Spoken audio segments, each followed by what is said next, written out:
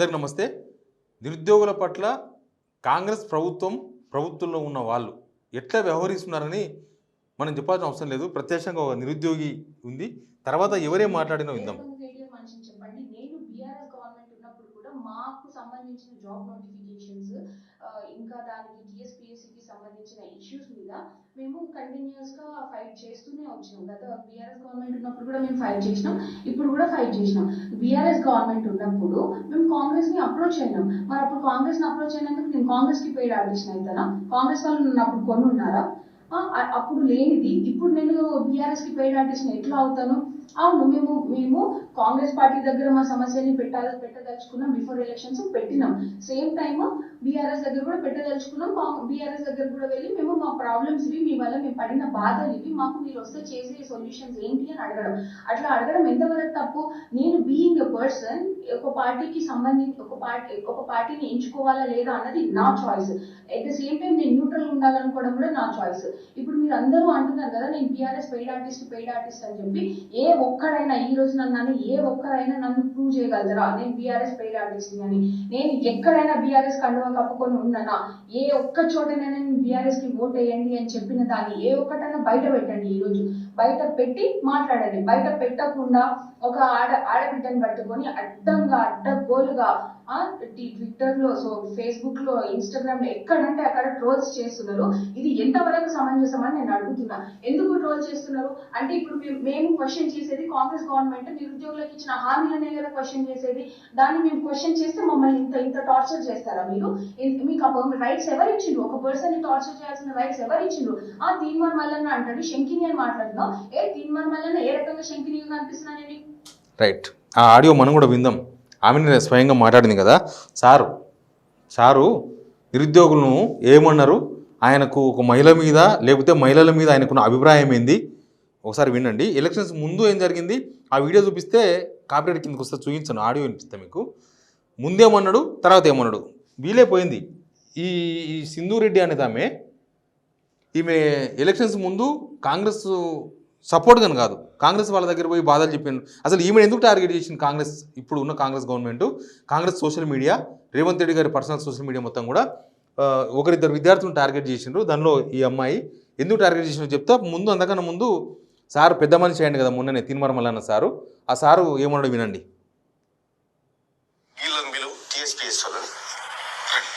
Elections ముందు ఇది, elections ముందు టీఎస్పీఎస్ఎల్ విలువ అంటే విలువైన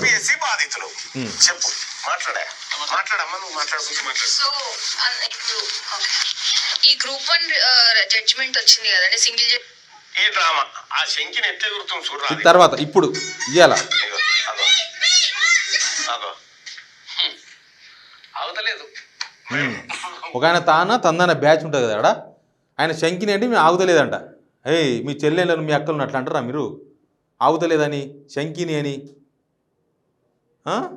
నోటికి ఏదో వస్తే అది మాట్లాడుతున్నారు. ఆయన మళ్ళీ గ్రాడ్యుయేట్ కూడా ఎమ్మెల్సీ. ఎట్లా ఓట్లు వేసిన గ్రాడ్యుయేట్ నాకు అర్థం కాలేదు. నువ్వు గెలిచింది గ్రాడ్యుయేట్ ఓట్లతోనా? వీళ్ళే గ్రాడ్యుయేట్ అంటే ఎవరో కాదు. గ్రాడ్యుయేట్ అంటే వీళ్ళని పైనకి వెళ్ళి దిగిరారు. డిగ్రీ చదువుకున్న వాళ్ళు వీళ్ళే. డిగ్రీ చదువుకుని రకరకాల ఉద్యోగాల కోసం ప్రయత్నం చేస్తున్న వాళ్ళు. కాంగ్రెస్ సోషల్ మీడియా టార్గెట్ చేసింది. తీన్మార్ మల్లన్న అనే ఒక పెద్ద మనిషి ఈ అమ్మాయిని పట్టుకొని, ఈ నిరుద్యోగం పట్టుకొని శంకిని అని కామెంట్ చేస్తాడు. ఆయన మనసు ఏందో అర్థమైపోయింది కదా. శంకిని అని అదొక తిట్టు. శంకిని అనేది నెగిటివ్ సెన్స్. అది ఎట్లా మాట్లాడతాడు శంకిని అని? అసలు నువ్వెవరు మాట్లాడనికే? అసలు నువ్వు గవర్నమెంట్ జీతం తీసుకుంటున్నా జీతగానివి. గవర్నమెంట్ అంటే ఎవరు? మా పైసలే. ఎమ్మెల్సీకి దగ్గర మంత్లీ 2,30,000 2.5 లక్షలు ఉంటుంది జీతం. 1 లక్ష మెయింటెనెన్స్ అది ఇది అన్నీ. నెలకు మా పైసలు తీసుకొని మమ్మల్ని తిడతావా? అది నోరా పెండ తట్టనా? ఎట్లా మాట్లాడతావు నువ్వు? ఒక నిరుద్యోగి ఆమెను ఎందుకు టార్గెట్ చేసింది కాంగ్రెస్ సోషల్ మీడియా అంటే, ఎలక్షన్స్కి ముందు, అసెంబ్లీ ఎలక్షన్స్కి ముందు నిరుద్యోగుల సమస్యలను చాలామంది లీడర్లు ఉన్నారు. దానిలో ఈమె కూడా ఒక లీడర్. ఈమె కూడా ఒక గ్రూప్ను మేనేజ్ చేయడం అని కాదు, ఒక గ్రూప్ సమస్యలను అటు ఇటు పోయి వాళ్ళ దృష్టికి తీసుకుపోయి పరిష్కరించే ప్రయత్నం చేస్తారు. అంతకుముందు అవును మీరు చేసిన తప్పులు ఇదని చెప్పి అంతకుముందు గవర్నమెంట్లో ఉన్న మంత్రి కేటీఆర్ కలిసింది, ఈమెనే కలిసింది. ఈమె ఒకతే కాదు, అప్పుడు 30-40 మంది కలిసినారు. ఇప్పుడు అప్పుడు వీళ్ళందరూ రేవంత్ రెడ్డి కలిసిర్రు, మదియా సింగ్ కలిసిర్రు, ఎంతమంది వీడియోలు ఉంటో చూడండి సిగ్నల్ టీవీలో. అప్పుడున్న కాంగ్రెస్ ఇన్ఛార్జ్, రాష్ట్ర వ్యవహారాల ఇన్ఛార్జు ఠాక్రేని కలిసింది ఈమెనే, వీళ్ళ టీమే. మదియాస్కి గారిని కలిసింది, రకరకాల వాళ్ళని కలిసిండ్రు. మరి వాళ్ళు కలిసి మీ తన కలిసినప్పుడు మేము డబ్బులు తీసుకున్నానని అడుగుతుంది ఆ అమ్మాయి. చెప్తారా మీరు ఎన్ని డబ్బులు ఇచ్చిండ్రు?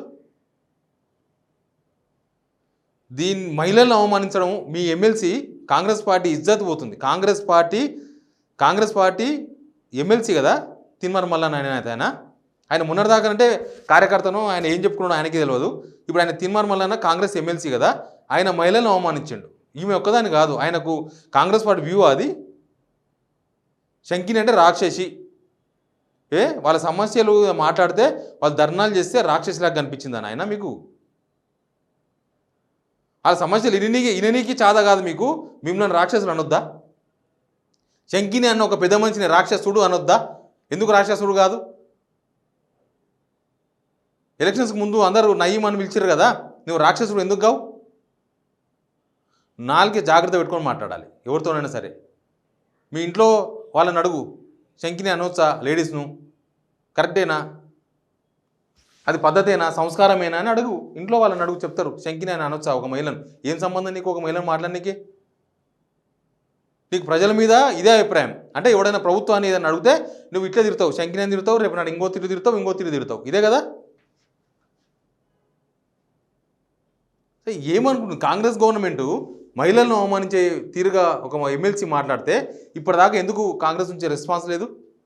అంటే కాంగ్రెస్ వ్యూ కూడా అదేనా? మహిళల మీద, నిరుద్యోగుల మహిళల మీద, నిరుద్యోగ విద్యార్థుల మీద కాంగ్రెస్ ప్రభుత్వం వ్యూ అదే. కాంగ్రెస్ పార్టీ కూడా ఎవరైతే ఉద్యమాలు చేస్తారో లేడీస్ వాళ్ళందరూ శంకిని అనుకుంటుందా? ఈ విషయంలో ఈ విద్యార్థికి బహిరంగ క్షమాపణ చెప్పాలి. తిన్మర్ మల్లన్న ఆయన పెద్ద మనిషి బహిరంగ క్షమాపణ చెప్పి ఇంకొకసారి నాలుగే తడబడ్డది, నా నాలుగే మడత పడుతుంది, లేకపోతే నెల అయిందా ఎమ్మెల్సీ అయ్యి, బహుశా నెల రోజుల జీతం కూడా వచ్చింటుంది, అది దీన్ని బాగా బలిసింది కాబట్టి నేను అట్లా మాట్లాడినా, ఇంక ఎప్పుడు మాట్లాడినని బహిరంగ క్షమాపణ చెప్పాలి. నువ్వు తీసుకునేదేమో పబ్లిక్ జీతం, మాట్లాడేదేమో జనాల మీద అడ్డగోలు మాట్లాడతావా? నాలుగే జాగ్రత్త పెట్టుకొని మాట్లాడాలి తిన్మర్ మల్లన్న. ఎందుకంటే నువ్వు ఇప్పుడు మా డబ్బులు తీసుకొని మా డబ్బులు నీకు జీతంగా తీసుకుంటున్నావు. మా డబ్బులతో జీతాలు తీసుకున్న గన్మెన్లు నీ వెనక తిరుగుతున్నారు. మా డబ్బులతో నీ కారులో డీజిల్ పోసుకుంటున్నావు. మా డబ్బులతో నీ కారు గవర్నమెంట్ ఇచ్చింది. అట్టెట్లా మాట్లాడతారు? పద్ధతి ఏముండదా? అంటే మరి తెలంగాణ ఉద్యమంలో చాలామంది విద్యార్థులు వచ్చినారు, వాళ్ళంతా శంకినీలు అంటావా? నువ్వు జైల్లో ఉన్నప్పుడు మీ ఇంటి వాళ్ళు వచ్చి బయటకు వచ్చి లొల్లి పెట్టినరు అంటావా ఆ మాట? నువ్వు జైల్లో ఉంటే మీ మిస్సెస్ రకరకాల పోలీస్ స్టేషన్లు తిరిగింది, పాపం రకరకాల పార్టీ ఆఫీసులు తిరిగింది, మైకులు పెడితే మీడియాతో మాట్లాడింది. ఆ మాట అనగలవా? అంటే ఎమ్మెల్సీ కాగానే పెద్దోని అయిపోయినా ఇంకా నాకు నా నాలుగు ఎట్లా వస్తే అట్లా మాట్లాడతా, ఎక్కడ పోయింది జ్ఞానం? నీ జ్ఞానం? ఇట్లాంటి వాళ్ళని పెద్ద సభలోకి పంపించింది కాంగ్రెస్ పార్టీ. ఎవరు అనాలి ఇప్పుడు? ఓట్లు వేసిన గ్రాడ్యుయేట్స్ అనాలనా, పెద్దల సభకు టికెట్ ఇచ్చిన కాంగ్రెస్ అనాలనా? ఇట్లాంటి ఇంత జ్ఞానం ఉన్న వాళ్ళను, ఆ లేడీస్ మీద ఇంత గౌరవం ఉన్న వాళ్ళని. తిన్మర్ మల్లన్న మీ మిస్సెస్ కూడా గవర్నమెంట్ జాబ్ టీచర్ కదా, అంటే మీ మిస్సెస్ మీ ఇంట్లో మాత్రం గవర్నమెంట్ టీచర్ ఉండాలా? ఈ చదువుకుంటున్న వాళ్ళు వీళ్ళకి ఏ ఉద్యోగాలు వద్దు, ఉద్యోగాల కోసం అడిగితే వాళ్ళని నువ్వు అడ్డమైన మాటలు మాట్లాడతావు. మీ ఇంట్లో ఉన్నట్లే ఇంకో ఇంట్లో చదువుకున్న వాళ్ళు కొట్లాడింది ఎందుకు? కాంగ్రెస్ని గెలిపించింది ఉద్యోగాల కోసమే కదా. కాంగ్రెస్ చేస్తలేదని వాళ్ళు ఫైట్ చేస్తున్నారు. చేతనైతే సపోర్ట్ చేయి. అంతకుముందు పిలిచి మాట్లాడినావు కదా, ఇప్పుడు ఎందుకు పిలువు? అంతకుముందు నిరుద్యోగుల తరఫున ప్రభుత్వాన్ని ప్రశ్నించావు కదా, ఈ ప్రభుత్వాన్ని ఎందుకు ప్రశ్నించావు? నిరుద్యోగులు రోడ్డు ఎక్కితే కనబడతలేరా? వాళ్ళు శంకినిలాగా ఇంకోలాగా కనిపిస్తున్నారా మీకు? నిరుద్యోగులారా, మీరు తిన్మర్ మల్లన్న నమ్ముకోనే కదా కాంగ్రెస్కు ఓటేసిండ్రు, కాంగ్రెస్ గెలిపించాలని తిరిగిండ్రు. ఇప్పుడు ఈ అమ్మాయికి జరిగిన అవమానం, నిరుద్యోగులకు జరిగిన అందరికీ అవమానం ఇది. రేపు మీరు మీ డిమాండ్ల మీద ఏమొచ్చినా ఇట్లా ఇంతకన్నా ఇప్పుడు ఫస్ట్ది కాబట్టి ఇట్లా ఉంది, రేపు ఇంతకన్నా దట్టమైన తిట్లుంటాయేమో. Please alert, please subscribe signal TV.